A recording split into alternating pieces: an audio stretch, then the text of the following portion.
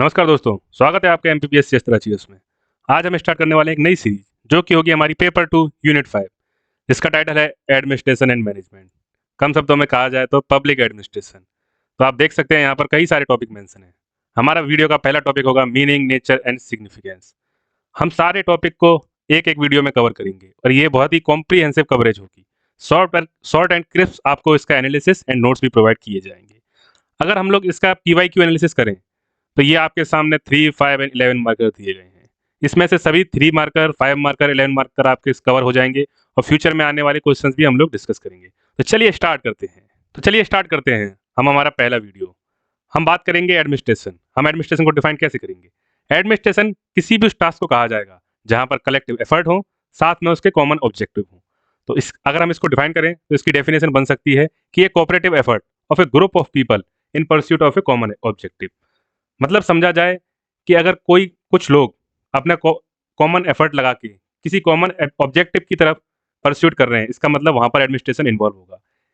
इसी कंटेक्स्ट में L D white इन्होंने एक डेफिनेशन दी है, the art of administration is the direction, coordination and control of many person to achieve some objective. अगर हम इसको याद करना चाहें तो आपके लिए एक ट्रिक भी है, DC, direction control coordination, DCC. हम लोग ये एग्जाम करके डीसी बनने वाले हैं, तो एक सी और लगा दीजिए तो डीसीसी हो जाएगा। तो आप याद रखना एल डी वाइट, ब्रिटिशर्स के टाइम से ये पोस्ट चली आ रही है डीसी की। तो बस एल डी वाइट से ये आप इसकी डेफिनेशन की ट्रिक याद कर सकते हो। आपको पब्लिक एडमिनिस्ट्रेशन सब्जेक्ट में सभी स्कॉलर ने क्या डेफिनेशन दी है, हर स्कॉलर की कुछ ना कुछ डेफिनेशन आपको याद रखनी होगी। ये हमारा बोनस मार्क्स होता है, इससे हमारा वैल्यू एडिशन होता है एग्जाम में, आंसर राइटिंग में। अब हम बात करें एडमिनिस्टर। ये जो वर्ड है, ये एक लेटिन वर्ड है। ये 2 वर्ड से मिलकर बना है, एड एंड मिनिस्ट्रेट। इसका मतलब होता है टू मैनेज। तो यहाँ से हमको पता चलता है कि एडमिनिस्ट्रेशन का एक सिनोनिम भी है मैनेजमेंट। तो हम लोग कह सकते हैं कि मैनेजमेंट ऑफ अफेयर्स, फिर वह चाहे वो प्राइवेट हो या पब्लिक हो। अब बात करते हैं हम पब्लिक एडमिनिस्ट्रेशन की। देखें तो ये एक लार्जर फील्ड ऑफ एडमिनिस्ट्रेशन का एस्पेक्ट ही है, क्योंकि एडमिनिस्ट्रेशन के अंदर public as well as private दोनों एडमिनिस्ट्रेशन आते हैं। इसी को हम लोग गवर्नमेंटल एडमिनिस्ट्रेशन भी कहते हैं। और इंपॉर्टेंट बात यह है कि यह पॉलिटिकल सिस्टम में एग्जिस्ट करता है पब्लिक एडमिनिस्ट्रेशन, जिसके goals and objectives political decision makers formulate करते हैं और इसका फोकस होता है ब्यूरोक्रेटिक ऑर्गेनाइजेशन पे। अब हम बात करें कि पब्लिक एडमिनिस्ट्रेशन की डेफिनेशन क्या होगी, तो हमको इनका नाम हमेशा याद रखना है, वुड्रो विल्सन। इनको कहा जाता है फादर ऑफ पब्लिक एडमिनिस्ट्रेशन। तो इनकी डेफिनेशन आपको याद रखनी है, जो है public administration is detailed and systematic execution of law. Every particular application of law is an act of administration, it is the government in action. मतलब इसका यह हुआ कि पब्लिक एडमिनिस्ट्रेशन में हर लॉ का डिटेल और सिस्टमेटिक एग्जीक्यूशन आता है। इवन पर्टिकुलर स्मॉल से स्मॉल एप्लीकेशन जो होता है लॉ का, वो भी एक एक्ट ऑफ एडमिनिस्ट्रेशन है। तो आपको एक ये डेफिनेशन याद रखनी होगी। साथ में आप ये भी याद कर सकते हैं एल डी वाइट की डेफिनेशन। ये इनका कहना था कि public administration consist of all operation which goes for the fulfilment और इन्फोर्समेंट ऑफ पब्लिक पॉलिसी। तो एल डी वाइट को आप पब्लिक पॉलिसी से कैसे लिंक करेंगे? तो आप याद रख सकते हैं एल डी वाइट ब्रिटिशर्स थे, तो ये जो पब्लिक पॉलिसी बनाते थे ब्रिटिशर्स, हमारे टाइम पे व्हाइट पेज पे बनाते थे। तो इस तरह आपको हर डेफिनेशन में से कुछ की टर्म उठाना होगा और उसको उसके स्कॉलर के साथ कोई ट्रिक बना के लिंक करना होगा। इससे लॉन्ग टर्म मेमोरी में हमारे रहेगा। इसी तरह कई सारे स्कॉलर्स ने डिफरेंट डिफरेंट डेफिनेशन दी हैं, तो आपको जो भी एक दो अच्छी लगे आप वो पिक कर सकते हैं। अब हम बात करते हैं पब्लिक एडमिनिस्ट्रेशन को 2 सेंसों में देखा जाता है, एक होता है वाइडर सेंस और एक होता है नैरोअर सेंस। वाइडर सेंस में हम लोग जो हमारे डिफरेंट ब्रांचेस होते हैं गवर्नमेंट के, लेजिस्लेचर, एग्जीक्यूटिव, जुडिशरी, इन सब के एडमिनिस्ट्रेशन को इंक्लूड करते हैं। और नैरो सेंस में हम लोग सिर्फ एग्जीक्यूटिव ब्रांच को इंक्लूड किया जाता है, उनकी एक्टिविटीज को। तो वाइडर व्यू के जो प्रोपोनेंट रहे हैं वो है Woodrow Wilson, L D white etcetera. और नैरो व्यू के जो प्रोपोनेंट रहे हैं वो है साइमन एंड विलोबी। आप आगे जाकर देखेंगे जब भी 2 पार्ट डिवाइड किए जाएंगे पब्लिक एडमिनिस्ट्रेशन के व्यू पॉइंट के, उसके साइंटिफिक परस्पेक्टिव के, तो लेफ्ट साइड में आपको हमेशा ये लोग मिलेंगे, Woodrow Wilson, L D white, and right side में आपको हमेशा मिलेंगे साइमन, विलोबी एक्सेट्रा। वो हम नेक्स्ट धीरे धीरे अपने वीडियोज में देखेंगे। चलिए अब बात करते हैं एडमिनिस्ट्रेशन, ऑर्गेनाइजेशन और मैनेजमेंट में क्या फ़र्क है। ये बेसिक सी चीज़ें हमें पता होनी चाहिए। ये एक फेमस स्कॉलर्स थे, विलियम स्कूल्स।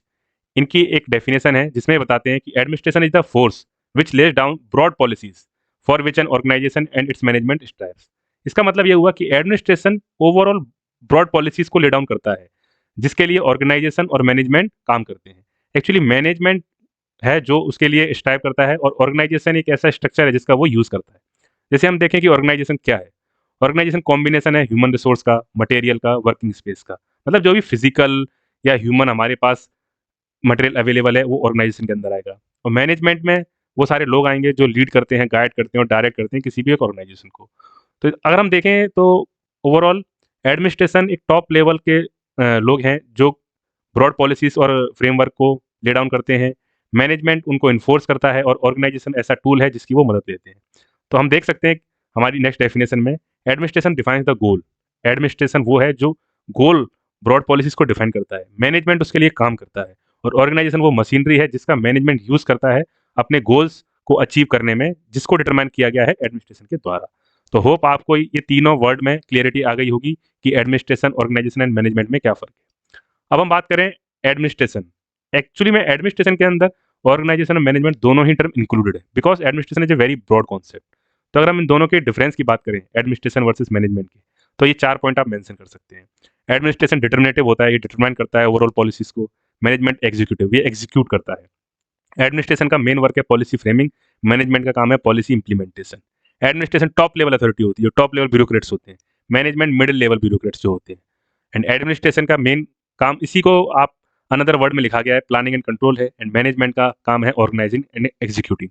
तो ये कुछ डिफरेंसेस आप याद रख सकते हैं। आप ऐसे याद रख सकते हैं जो टॉप लेवल सेक्रेटरी होते हैं वो एडमिनिस्ट्रेशन के अंदर आएंगे, और जो मिडिल लेवल न्यूली रिक्रूट होते हैं लोग वो मैनेजमेंट के अंदर आएंगे, और आप कह सकते हैं एम्प्लॉय जो होते हैं वो मैनेजमेंट के अंदर आएंगे। अब हम बात करें नेचर ऑफ पब्लिक एडमिनिस्ट्रेशन, कि नेचर ऑफ पब्लिक एडमिनिस्ट्रेशन कैसा क्या होगा, इसको हम कैसे डिफाइन करेंगे। तो इसके 2 व्यू पॉइंट दिए गए हैं, एक है इंटीग्रल व्यू, एक है मैनेजरियल व्यू। इंटीग्रल व्यू थोड़ा ये ब्रॉड एस्पेक्ट है और मैनेजरियल व्यू ये थोड़ा नैरो एस्पेक्ट है।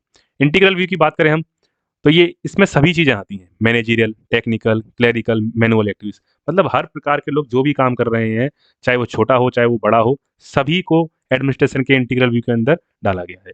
अगर हम मैनेजरियल व्यू की बात करें तो ये यहाँ पर सिर्फ मैनेजरियल एक्टिविटीज़ को लिया गया है। मैनेजरियल एक्टिविटीज़ मतलब जो सिर्फ टॉप लेवल के लोग कर रहे हैं, सिर्फ उसी को इंक्लूड किया गया है। अब इसमें जो एक्टिविटीज़ होती हैं वो सभी लोगों की, टॉप से लेके बॉटम को इंक्लूड किया गया है इस व्यू में। मैनेजरियल व्यू में सिर्फ ओनली टॉप पर्सन की एक्टिविटीज़ को इंक्लूड किया गया है। ये ब्रॉड व्यू है, इसमें मैनेजरियल व्यू इंक्लूड होता है, और एक नैरो कॉन्सेप्ट है ये इंटीग्रल व्यू हमें यह भी बताता है कि एडमिनिस्ट्रेशन डिफर करता है डिफरेंट स्फेयर में। इसीलिए कहीं पर टेक्नीशियन ज़्यादा होंगे तो उसका इंटीग्रल व्यू अलग हो जाएगा। तो अलग अलग वर्क फोर्स के हिसाब से इंटीग्रल व्यू भी चेंज हो जाता है, क्योंकि एंड मैनेजरियल व्यू एक नैरो टर्म है, उसका जो मेन एस्पेक्ट है वो टॉप लेवल मैनेजमेंट से है। इसके सपोर्टर्स रहेंगे एल डी वाइट, डीमॉक, एंड इसके सपोर्टर्स रहेंगे मैनेजरियल व्यू के साइमन। ये मैंने आपको पहले भी बताया था, जब भी लेफ्ट राइट का कॉन्सेप्ट आए ब्रॉड और नैरो का, तो ब्रॉड साइड आप या साइंटिफिक साइड जो भी मतलब सपोर्ट कर रहे हो पब्लिक एडमिनिस्ट्रेशन का अच्छा चाह रहे हो, वहाँ लिखिए आप एल डी वाई डीमॉक, एंड राइट साइड पर हमेशा लिखिए साइमन को। अब हम देखा जाए तो ये दोनों ही इनकम्प्लीट हैं। एडमिनिस्ट्रेशन जो वो डिपेंड करता है कंटेक्स्ट पे, जिस तरह इंडिया में है, तो इंडिया में अगर हम बात करें तो एडमिनिस्ट्रेशन को इंटीग्रेटेड अप्रोच से पढ़ना पड़ेगा। और अगर हम लोग डेवलप कंट्री की बात करें तो वहाँ पर मैनेजरियल व्यू भी चल सकता है, पर इंडिया में वो नहीं चल सकता। अब हम बात करते हैं स्कोप ऑफ पब्लिक एडमिनिस्ट्रेशन की। स्कोप ऑफ पब्लिक एडमिनिस्ट्रेशन को देखने के हमारे पास 2 तरीके हैं, एक है हमारा पोस्ट कॉर व्यू और एक है हमारा सब्जेक्ट मैटर व्यू। तो चलिए हम देखते हैं ये दोनों क्या है। अगर हम पोस्ट कॉर व्यू की बात करें तो इसको दिया था लूथर क्लिक ने।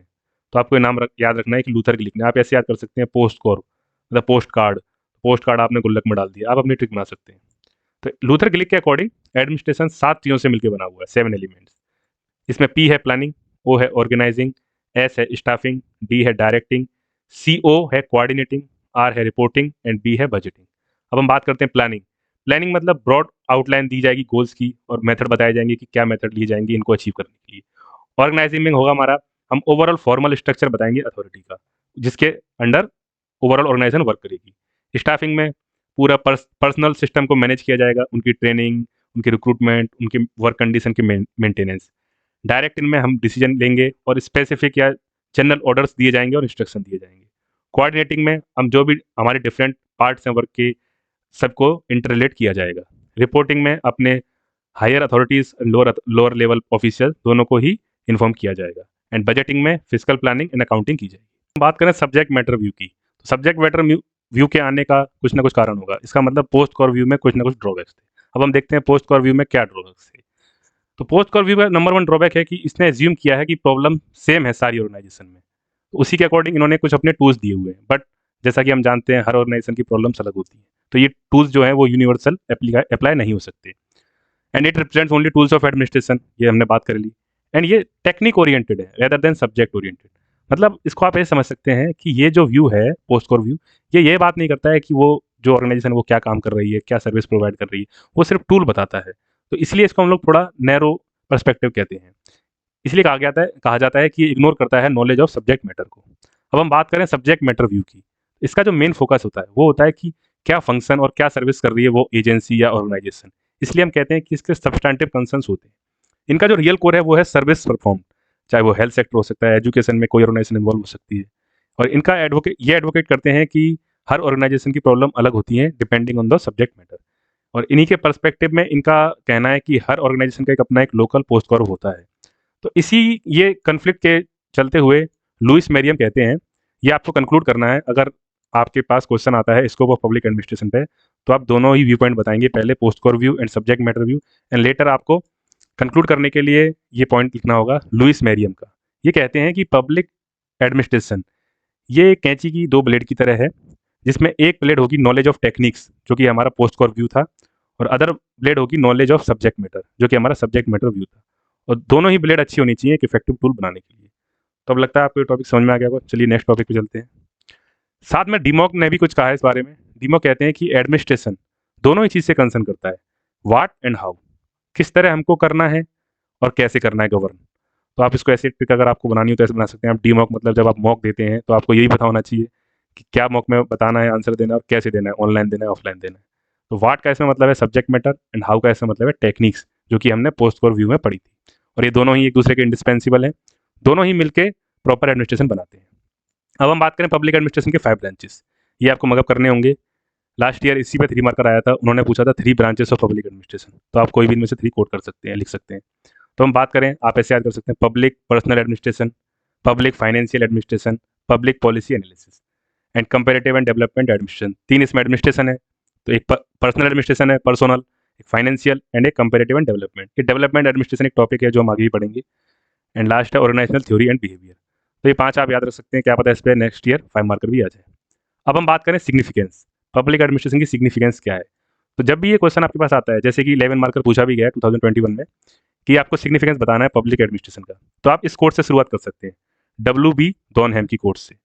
इन्होंने कहा था, इफ अवर सिविलाइजेशन फेल्स, अगर हमारी सभ्यता फेल करती है, it will be mainly because of the breakdown of administration. तो आप इसको अगर ट्रिक बनाना चाहें तो ऐसे याद कर सकते हैं कि वेस्ट बंगाल में सब लोग कहते हैं डॉन है हम, तो वहाँ पर सिविलाइजेशन काफ़ी हिंसा होती है वहाँ पर, तो सिविलाइजेशन फेल कर गई है बिकॉज वहाँ का एडमिनिस्ट्रेशन फेल है। तो इस तरह आप ट्रिक बना सकते हैं। अब हम बात करें सिग्निफिकेंस की, तो पब्लिक एडमिनिस्ट्रेशन एक असेंशियल सेगमेंट बन चुका है मॉडर्न सोसाइटी का। हम देख रहे हैं कि जो चाहे वेस्टर्न कंट्रीज हों और अब लेटली हमारे डेवलपिंग वर्ल्ड में, ग्लोबल साउथ में भी एडमिनिस्ट्रेटिव स्टेट का कॉन्सेप्ट निकल के आया है। तो ये लाइन भी बहुत अच्छी है कि इंडिविजुअल की हर activity from womb to tomb regulated and controlled by होती है एडमिनिस्ट्रेटिव एजेंसीज। तो आप ये 2 पॉइंट इंट्रोडक्शन में लिख सकते हैं जब सिग्निफिकेंस पे 11 मार्कर आएगा। अब आपको इंपॉर्टेंस बताना हो जो मेन बॉडी होगी हमारी, तो आप ये सारे पॉइंट मेंशन कर सकते हैं। जैसे कि हम देखें, it is the basis of government weather monarchy या डेमोक्रेसी। आप देख सकते हैं चाहे मोनार्की हो, अब आज के टाइम में तो कॉन्स्टिट्यूशनल मोनार्की ही रह गई है, तो यूके का एग्जाम्पल ले सकते हैं, डेमोक्रेसी इंडिया। जो मेन बेसिस होता है गवर्नमेंट का, जो सारी पॉलिसीज को रन करते हैं, वो होते हैं bureaucrat. Second, instrument for executing laws policies and programme formulated by the state और पॉलिटिकल क्लास। जो भी कानून पॉलिसीज हमारे पार्लियामेंट बनाते हैं उनको एग्जीक्यूट ब्यूरोक्रेट्स या एडमिनिस्ट्रेशन करता है। ये instrument of social change and economic development होता है। आपने कई बार देखा होगा पब्लिक एडमिनिस्ट्रेशन इस एस्पेक्ट में बहुत काम करता है, स्पेशली थर्ड वर्ल्ड कंट्रीज में पब्लिक एडमिनिस्ट्रेशन का एक मेजर रोल है सोशल एंड इकोनॉमिक डेवलपमेंट में। ये इंस्ट्रूमेंट ऑफ नेशनल इंटीग्रेशन भी काम करता है, आप इसमें पुलिस सर्विस का एग्जाम्पल दे सकते हैं।